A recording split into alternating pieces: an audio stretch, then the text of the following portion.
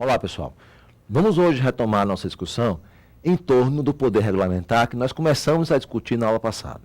Como nós vimos aqui, o Estado pode regulamentar situações a fim de disciplinar, sempre com o objetivo de esclarecer a lei, de esclarecer um conteúdo legal, a fim de tornar uma lei mais clara e, consequentemente, mais fácil a aplicação. Nós vimos também que, como o poder regulamentar é sempre um poder infralegal, um poder que está abaixo da lei, jamais um decreto pode contrariar a lei. Nós vimos aqui que o artigo 84, inciso 4º, permite que sejam expedidos decretos para a execução fiel das leis.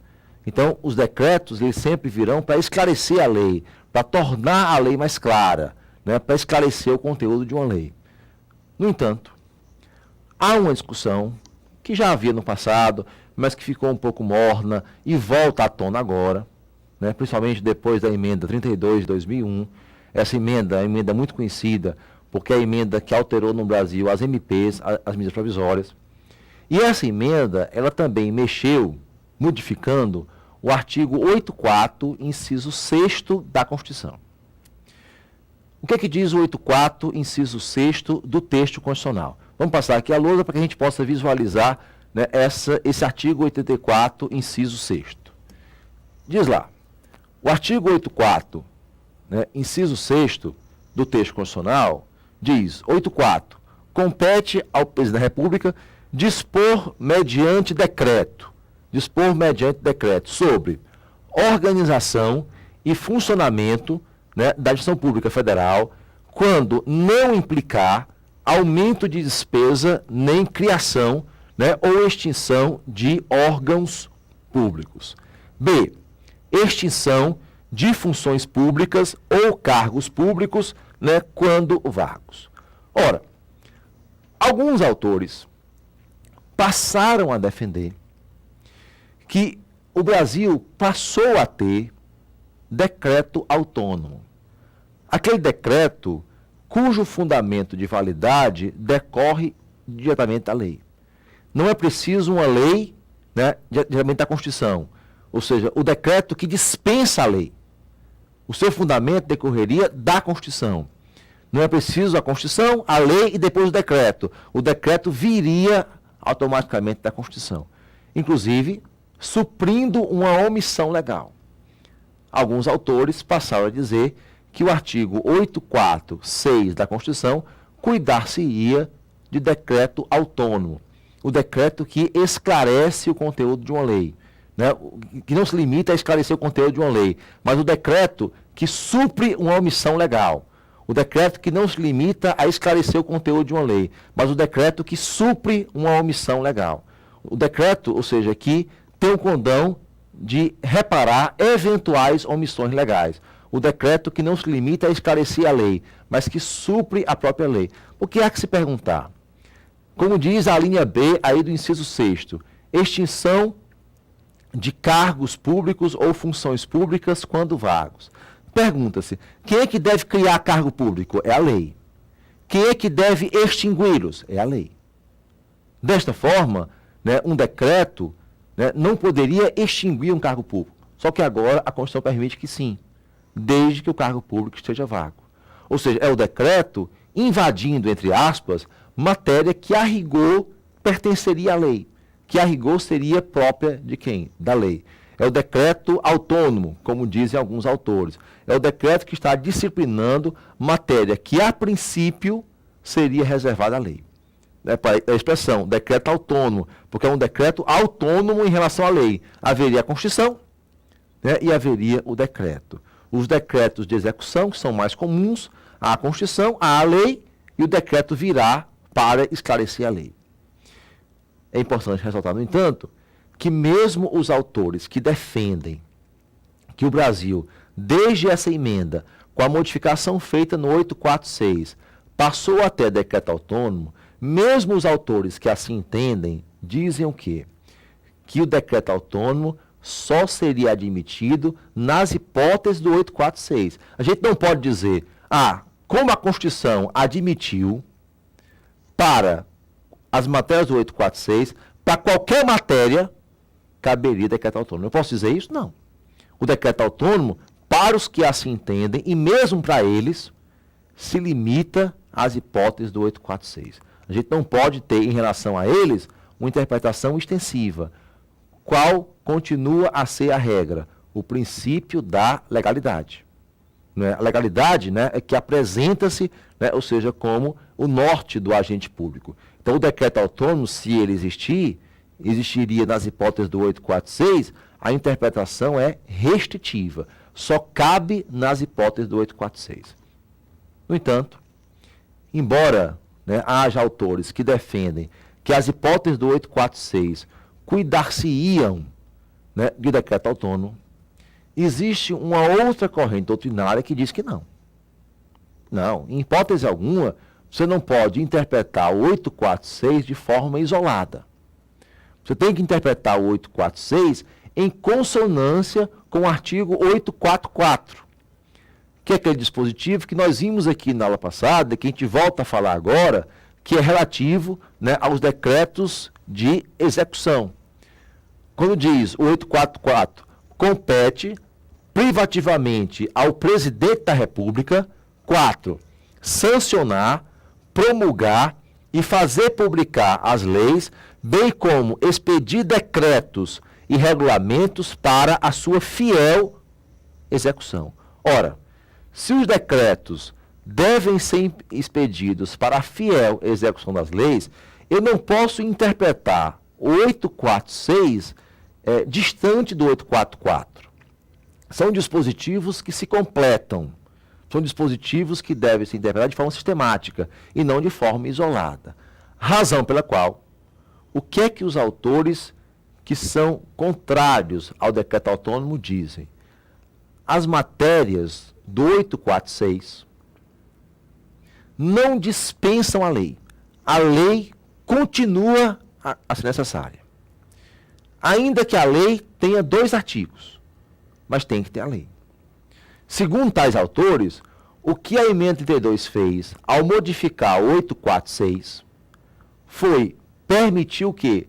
A delegabilidade dessas matérias ao Poder Executivo. Porque entendem esses autores que tais matérias antes eram indelegáveis. Não podia, em hipótese alguma, o legislador delegá-las ao Executivo, né, ao gestor público. Mas agora, com a permissão constitucional, é possível sim essa delegação. Mas, em hipótese alguma, o 846 teve o objetivo de dispensar a lei. A lei continua a ser necessária. No entanto, essa lei pode delegar, como se falou inicialmente, ainda que a lei tenha 2 artigos. Artigo 1º, fica o presidente da República autorizado a, por lei, por decreto, corrigindo, extinguir cargos públicos quando vagos. Artigo 2º, revogam-se a disposição em contrário. Então, ainda que a lei tenha 2 artigos, né, né, ela tem que existir. Tal lei, né, irá delegar ao Executivo tais competências. Ou seja, para esses autores, os decretos do 846 continuam a ser decretos de execução. Decretos que complementam, esclarecem as leis, mas jamais decretos que inovam, né, em relação à lei. Apenas, segundo tais autores, tais matérias são eram indelegáveis, e passaram a ser delegáveis. Ou seja, o 846 não dispensa a lei continua a ser indispensável. No entanto, a lei pode delegar tais matérias ao Poder Executivo. Então, para esses autores, né, o decreto de execução é que existiria mesmo nas matérias do 846. E aí se pergunta, professor, e aí? Há decreto autônomo ou não há decreto autônomo? É uma pergunta complicada, né, porque tem vozes fortes a favor do decreto autônomo e tem vozes contrárias ao decreto autônomo, como, por exemplo, o Bandeira de Mello, né, como o Carvalho Filho, enfim, autores que se opõem, né, ou seja, ao decreto autônomo. No entanto, o que a gente tem notado frequentemente em prova de concurso é a cobrança do 846, mas sem perguntar se é autônomo ou se é de execução. Eles perguntam muito em prova, fica o presidente da República a, por decreto, extinguir quaisquer cargos públicos. Falso, né? Porque se o cargo estiver ocupado, né, só pode ser extinto por lei e não por decreto.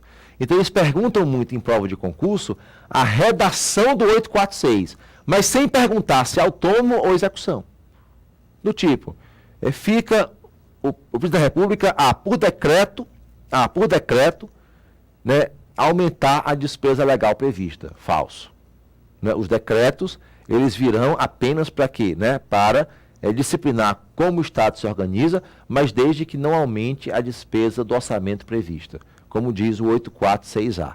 Então, eles perguntam muito em prova de concurso, a redação do 846. Daí porque é sempre importante termos em mente o 846, né? Para que não possa haver dúvidas quanto à sua redação. Ainda que se tenha dúvida se o decreto do 846 é decreto autônomo ou de execução. Mas é fundamental, né, percebermos, né, a cobrança frequente que é feita em prova de concurso acerca, né, ou seja, do decreto de execução ou decreto autônomo. Mas, né, se cobra com frequência o 846 perguntando se trata de decreto, né, autônomo ou execução, não, mas perguntando a redação do 846. Isso sim é perguntado com frequência, daí a importância de se ler, né, o 846, né, da Constituição. Ok? Em seguida, a gente passa a análise de um outro poder que nos apresenta fundamental, que é o poder de polícia. Né, que é o poder que tem o Estado de fiscalizar, né, o poder de polícia, né, de que goza, né, ou seja, o poder público. Na verdade, o poder de polícia ele está bem mais presente, né, no nosso dia a dia. Talvez seja dos poderes estatais o que está mais próximo de cada um de nós. E aí se pergunta, professor, o que é o poder de polícia? Né, o poder de polícia é o poder que o Estado tem de fiscalizar, né, de olhar, de controlar, enfim. Frequentemente, nós temos nossos atos vigiados, controlados, fiscalizados, né, através de quem? Do poder de polícia. Então, esse poder de polícia, né, é o poder que tem o Estado de nos fiscalizar, de nos controlar. E esse poder manifesta-se de várias formas. Né? São vários os órgãos, autarquias, empresas do governo, né, que exercem esse poder de polícia. Por exemplo, né, na hora em que o Ministério do Trabalho, né, fiscaliza uma empresa de construção civil, por hipótese, e constata que tal empresa não está exercendo, né, as suas atividades de forma adequada, não está respeitando, né, a lei trabalhista, por exemplo, expondo a vida dos seus operários a risco, né, e multa a empresa, embarga a empresa, isso é poder de polícia. Na hora em que o poder público, né, ou seja, disciplina o trânsito, aplicando multas, né, aos infratores de regras de trânsito, isso é poder de polícia. Na hora em que a vigilância sanitária embarga um restaurante porque desatende condições de higiene mínimas, isso é poder de polícia. Na hora em que o órgão competente apreende produtos no mercado vencidos, isso é poder de polícia. Então o poder de polícia, ele está o quê? Difuso em várias atuações humanas. Porque nós particulares, muitas vezes, quando agimos, exorbitamos da nossa esfera individual. E fazemos isso com alguma frequência. Então, em função disso, né, como isso acontece com alguma frequência, o Estado nos limita, nos condiciona, né, nos obriga, nos limita, enfim. E aí, onde o poder de polícia, né, entra, né, com o objetivo de nos limitar, de nos condicionar, em prol de quem? Do interesse público. Eu sempre gosto de dizer que o poder de polícia é a essência do Estado. Né? Porque como o Estado tem uma função, realizar o interesse público, só vai conseguir realizá-la muitas vezes se nos limitar, se nos condicionar. Então é fundamental, né, termos em mente isso, que é esse poder de polícia que vai nos condicionar, que vai nos limitar, sempre em prol do interesse público.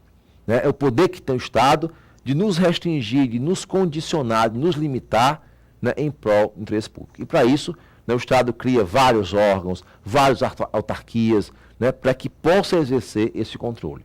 Desde algo mais inusitado até algo mais importante, que é preservar a vida humana. Então o poder de polícia ele está muito presente no nosso dia a dia e talvez seja dos poderes o que está mais próximo de cada um de nós. Né? Por isso que União Federal, Estados e municípios têm entre suas funções principais, né, a função de policiar, a função de fiscalizar, nos limitar. E para que ele possa bem exercê-la, ele tem que ter poder. E aí é onde se insere essa atividade de polícia, esse poder de polícia, que é o poder que tem nos fiscalizar. Na próxima aula a gente vai aprofundar, né, o poder de polícia, inclusive destacando os atributos próprios desse poder.